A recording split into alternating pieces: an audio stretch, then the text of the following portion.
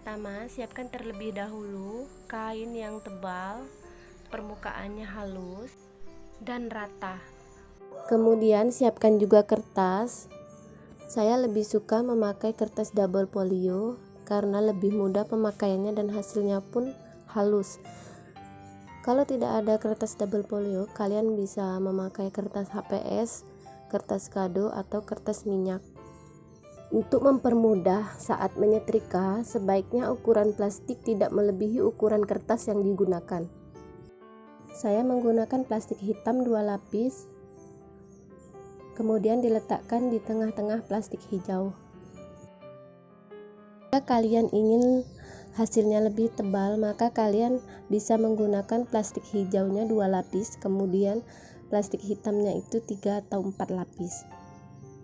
Bagian penting saat menyetrika, misalnya anggap saja suhu setrika Anda maksimal itu 100 derajat Celcius. Nah, untuk menyetrika plastik sebaiknya tidak usah menggunakan suhu yang full, gunakan saja suhu 80 derajat Celcius.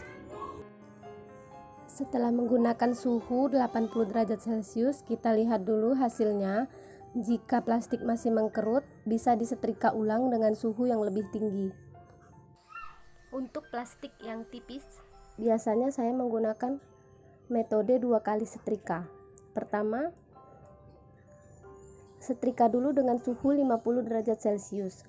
Kemudian, jika masih mengkerut, setrika ulang dengan suhu yang lebih tinggi dengan cara ditekan, kemudian digeser bolak-balik. Menyetrika plastik ini memang lebih sulit ya dibandingkan dengan menyetrika pakaian biasa. Jadi bunda-bunda harus lebih sabar. Dan bunda juga harus pandai memilih plastik yang mudah disetrika. Biasanya plastik yang mudah disetrika itu cenderung warnanya itu doff, soft, bukan warna cerah, dan warnanya juga tidak mengkilap. Setelah selesai disetrika, jangan langsung dibuka ya, karena masih panas, menyebabkan plastik akan lengket pada kertas. Tunggu beberapa menit dulu atau bisa dikipas-kipas. Setelah itu baru dibuka.